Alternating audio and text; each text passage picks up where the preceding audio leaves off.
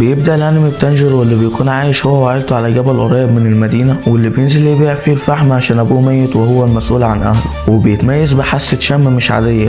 وفي يوم كان رايح المدينة عشان يبيع فحم، وبعد ما خلص بيع الفحم اللي كان معاه بيرجع البيت، ولما كان ماشي في الطريق بالليل بيقابل راجل بيقوله تعالى بات عندي الليلة دي عشان الوقت متأخر والدنيا دلوقتي مش امان، وبكرة كمل في طريقك. فبينام تانجيرو عنده وتاني يوم بيكمل طريقه، ولما بيوصل بيصدم من اللي شايفه، بيشوف عيلته مقتولين بأبشع الطرق ومرميين على الارض، وتانجيرو بيكون مصدوم ومش مصدق ومش فاهم ايه اللي حصل. وساعتها بيلاقي اخته هي اللي فيها النفس ولسه عايشه، فبيشيلها على كتفه عشان يوديها المدينه يمكن حد ينقذها. وطول الطريق كان ماشي بيعاتب نفسه وبيقول كل ده حصل امتى وازاي، كل ده بسببي. وبيكون ساعتها مش قادر يتنفس من شده بروده الجو.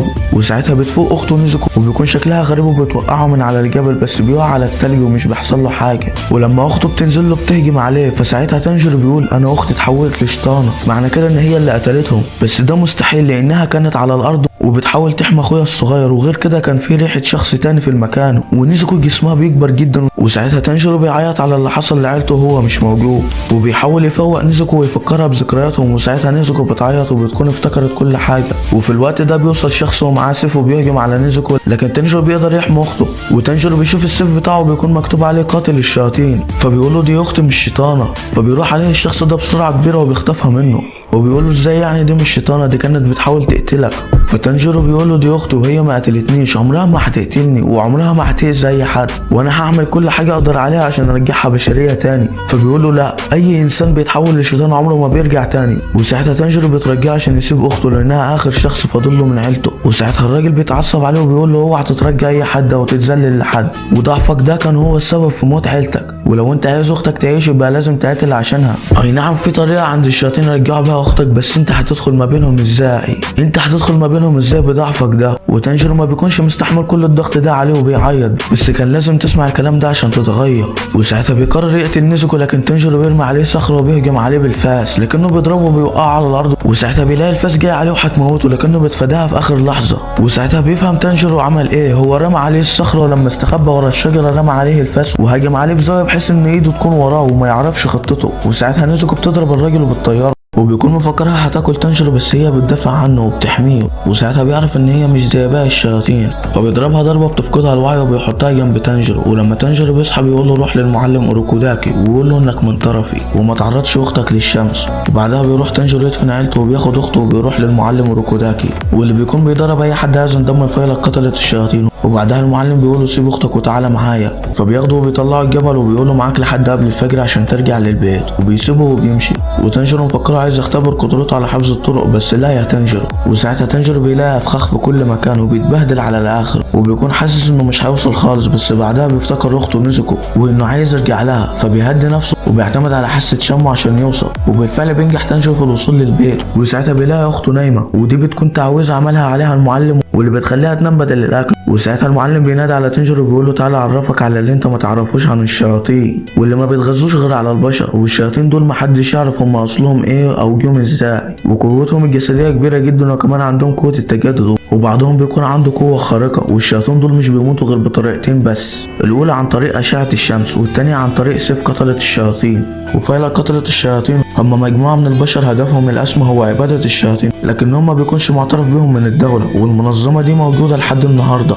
وتضم مئات الأعضاء، وأنا مدرب بدرب كل اللي عايز ينضم لفيلق قتلة الشياطين. وعشان تنضم لفيلق قتلة الشياطين لازم تمر باختبار، ولو نجحت فيه هتكون قاتل شياطين، وأنا بدربك عشان تنجح في الاختبار، وأنا اللي هحدد إذا كنت هتروح الاختبار ده ولا لأ. وتانجيرو فعلا بيكون بدأ في تدريباته وتعلم حاجات كتير وبقى أقوى وحسن من حاسة شمه، والمعلم علمه تقنية التنفس او التركيز التام. وبعدها تانجيرو بيكون خلص تدريباته في المعلم بيقول له انت كده تمام، بس في حاجه اخيره، شايف الصخره دي انا عايزك تشقها نصين وبعدها هتكون جاهز انك تروح الاختبار. وتانجيرو بيكون مصدوم وحيران وبيتدرب طول اليوم ومش عارف يعمل ايه، وبيفضل على الحال ده لمده 6 شهور. وفي مره بيظهر له 2، الاول سابتو والتانيه ماكومو، وبيقولوا لتانجيرو انت ضعيف بطيء جبان، والصفات دي مش صفات قتل الشياطين. وساعتها بيهجم سابتو على تانجيرو وبيكون معاه سيف خشب وثابتو بيكون متفوق على تانجيرو، وثابتو بيكون اقوى من تانجيرو، وبعدها بدأ في تدريبه وفضلوا كده كل يوم، وثابتو بيهزم تانجيرو كل مرة بسهولة، وماكومو بتعلمه تقنيات كتيرة، وبرضه ثابتو بيتغلب على تانجيرو، والوضع ده بيستمر لمدة 6 شهور،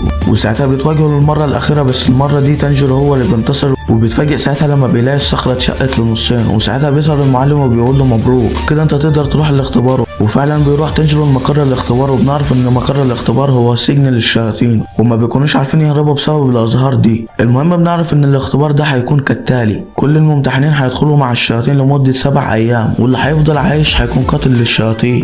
ولما بيبدأ الاختبار وبيدخل تانجيرو بيلاقي 2 من الشياطين، فبيستخدم تنفس الماء وبيخلص عليهم، وساعتها بيشوف واحد بيهرب من شيطان عملاق، والشيطان بيكون هياكله، لكن تانجيرو بيتدخل في اخر لحظه وبينقذه. ولما الشيطان بيبص على تانجيرو بيضحك وبيقول لتانجيرو انت من تلاميذ روكوداكي صح؟ ده انا هنفخها كده. وتانجيرو بيكون مصدوم اللي هو انت ازاي عرفت ان انا من تلاميذه؟ وساعتها بنعرف ان اللي حبسه هنا هو اوروكوداكي، والشيطان ده بيكون قتل اكتر من 50 واحد، منهم 13 من تلاميذ اوروكوداكي، واللي بيعرفهم من اقنعتهم والمفاجاه انه قتل ثابتو وماكومو. وتانجيرو بيكون مصدوم ازاي هم كانوا بيدربوني مع انهم مقتولين في الاساس. وساعتها الشيطان بيستفزه وبيقول له انه قتلهم بطريقه بشعه، وثابتو كمان مع انه كان قوي، بس لما وصل عند رقبتي سيفه اتكسر وقتلته. فساعتها بيتعصب تانجيرو وبيهجم عليه بضربات قويه، وبيوصل عند رقبته، والشيطان بيكون عايز يهجم عليه زي ثابتو وسيفه يتكسر وبعدها يقتله، لكن تانجيرو بيصدمه وبيصدمنا وبيخلص عليه، وبعدها تانجيرو بيقضي ال7 ايام في صراع، لكنه بينجح في النهايه، وبيتفاجئ ان اللي اجتازوا الاختبار ده هم 4 وهو واحد منهم، وبعدها كل واحد فيهم بياخد غراب، وهو ده وسيله التواصل بتاعتهم واللي بيبلغهم بالمهمات بتاعتهم، وبعدها بيخلوا كل واحد يختار المعدن اللي هيتصنع منه السيف بتاعه، وتانجيرو بيختار واحد باستخدام حاسه شمه، وبعدها لما بيرجع بيشوف اخته نيسكو واللي بتكون فاقت، وساعتها بيجري عليها وبيقع على الارض، لكن نيسكو بتروح له وبتحضنه، وتانجيرو بيعيط لانه كان بيفكر فيها طول الوقت وعمرها ما راحت من باله، وبيجي المعلم وبيحضنهم هما الاثنين، وبعد 15 يوم بيجي السيف بتاع تانجيرو، وبنعرف ان السيف ده بيتلون حسب الشخص اللي حامله، وساعتها سيف تانجيرو بيتحول للون الاسود واللي بيكون نادر جدا، وساعتها بتجيله مهمته الاولى واللي هتكون في قريه بيختفي منها البنات، فبياخد الصندوق اللي المعلم عمله له عشان اخته، وبياخد اخته وبيمشي، ولما بيوصل هناك بيلاقي الناس كلها خايفه، وبرضه البنات لسه بتتخطف من غير اي اثر، ولما بيستخدم حاسه شم وما بيلاقيش حاجه، بس في ليله شم حاجه غريبه وانطلق ناحيتها، وبنشوف ساعتها بنت نايمه، وفجاه بنلاقي شيطان بيطلع من تحت الارض وبيخطفها، ولما تانجيرو بيوصل بيعرف مكانهم بحاسه شمه، وساعتها بيضرب السيف في الارض مكان الشيطان، وساعتها بيقدر يطلع البنت وينقذها،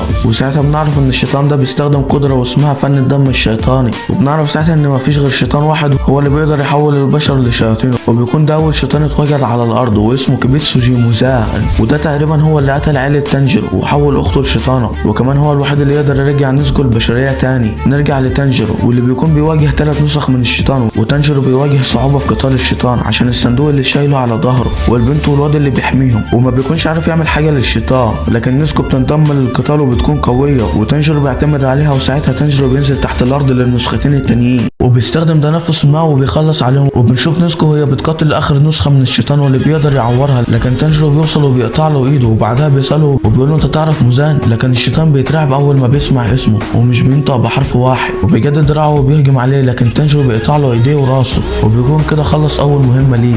ولما بيكون مروح بيجيله الغراب وبيبلغه بالمهمه الجديده، وبتكون في مدينه كبيره وبيكون في اشاعه عن شيطان متخفي وسط الناس، وتانجيرو بيكون رايح عشان يلاقيه ويخلص عليه، لكنه بيقعد عشان يرتاح شويه، بس ساعتها بيتفاجئ لانه شم ريحه قاتل عيلته، وساعتها بيروح له وبيحط ايده عليه وبيكون لسه هيخلص عليه، لكنه بيلاقي طفله بتقول له يا بابا هو ده الشيطان اللي متخفي بين الناس، هو ده كيبيتسو جيموزان اللي خلى حياه تانجيرو عباره عن جحيم. وبنتفاجئ انه حول الراجل ده لشيطان عن طريق جرحه، والراجل ده عض مراته بعد ما تحول لشيطان، لكن تانجيرو بيمسكه وبيوقعه على الارض، فبيستغل موزان الوضع ده وبيهرب من المكان، وتانجيرو بيكون في قمه الغضب لانه عايز يمسك موزان لكنه مش هيقدر عشان الشيطان اللي هو ماسكه، وساعتها الشرطه بتيجي وبتحاول تبعد تانجيرو عن الشيطان، وفي الوقت ده بنلاقي ظهور وهميه ظهرت وبتبعد تانجيرو عن الشرطه، وبنعرف ان ده من فعل احد الشياطين، وبتكون دكتوره واللي جنبها ده هو المساعد بتاعها، وبيكون هدفهم الاسمى هو القضاء على موزان، وساعتها بياخدوا تانجيرو واخته والبنت اللي اتعضت من الشيطان، وبياخدوا الشيطان كمان معاهم على القصر الخاص بالشيطانه، وبتحبس كمان الشيطان اللي تانجيرو كان ماسكه، وبيكون اسمها تامايو، والشيطان اللي معاها اسمه يوشيرو،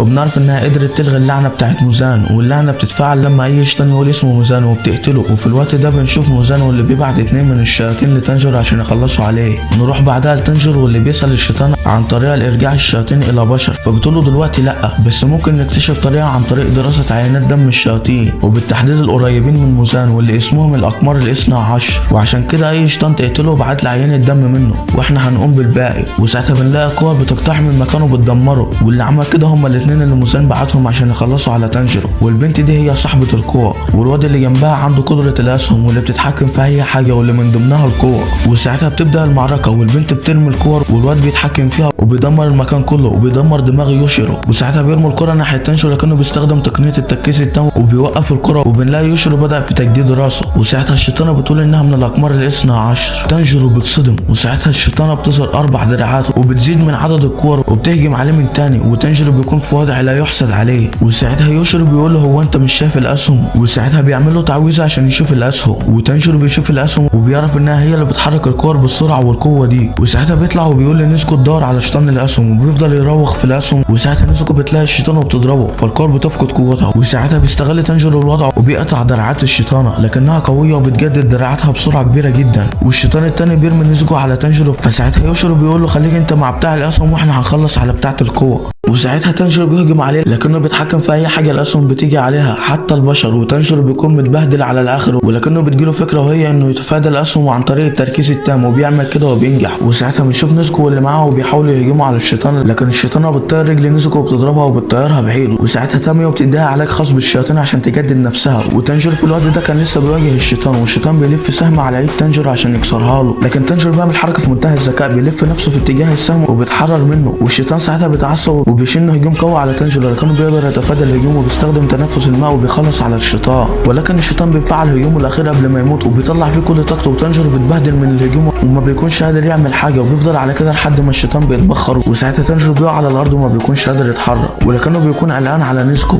وبيزحف على الارض عشان يروح لها. وساعتها نيزوكو بتكون جددت نفسها وقوتها زادت بشكل كبير جدا بفضل الدواء، وبقت قادره تنفس الشيطان، وهما الاثنين قوتهم في مستوى تاني. وساعتها تاميو بتستخدم فن الدم الشيطاني بتاعها وبتعمل تعويذه واللي بتخلي الشياطين ما يكذبوش، وبتسالها عن موزان، والشيطان وقعت بلسانها وقالت اسمه موزان. وساعتها بتتفعل لعنه موزان وبتخلص عليها. وفي الوقت ده تنجرو كان وصل وشاف اللعنه وهي بتتفعل، وساعتها بيعرف ان موزان هو الشيطان الحقيقي. وساعتها تاميو بتاخد عينه من دمهم وبتعرف انهم مش من الاقمار الاثنى عشر وانهم شياطين عاديين، لان الاقمار الاثنى عشر بيكون محفور ارقامهم على عينيهم ودول عينهم عاديه جدا. وبعدها تنجرو بيودع تاميو ويوشيرو، وبكده بيكون انتهى الجزء الاول من حكايه تنجرو. يا ترى تنجرو هيعمل ايه وهيرجع اخته بشريه تاني ولا لا؟ كل ده هنعرفه في الجزء الثاني من حكايه تنجرو. وقبل ما تقفل ما تنساش الصلاه على سيدنا محمد عليه افضل الصلاه والسلام، وما تنساش تشترك في القناه وتحط لايك للفيديو. ويلا يا عم، سلام.